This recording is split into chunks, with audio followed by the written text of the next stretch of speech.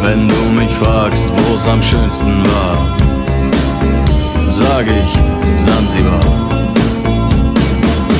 Es war eine harte Überfahrt, 10 Wochen nur das Deck geschrubbt, hab die Welt verflucht, in den Wind gespuckt und salziges Wasser geschluckt.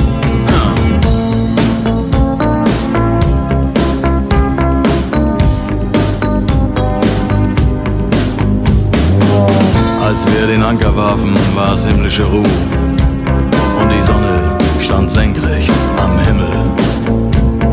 Als ich über die Reling sah, da glaubte ich zu träumen. Da waren 1000 Boote und sie hielten auf uns zu. In den Booten waren Männer und Frauen, ihre Leiber glänzten in der Sonne und sie sangen ein Lied, das kam mir seltsam bekannt vor. Aber so hatte ich's noch nie gehört. So hatte ich's noch nie gehört.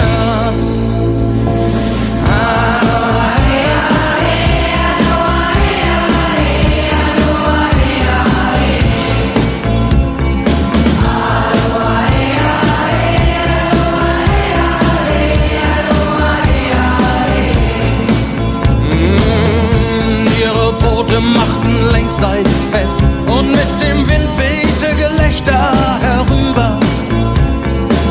Sie nahmen ihre Blumenkränze ab und warfen sie zu uns herüber. Hey, und schon war die Party im Gange.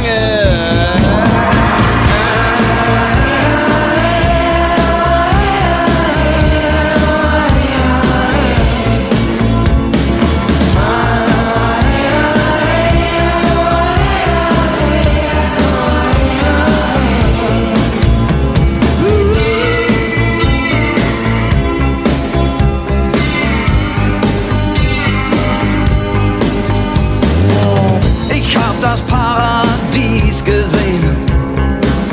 Es war um 1910.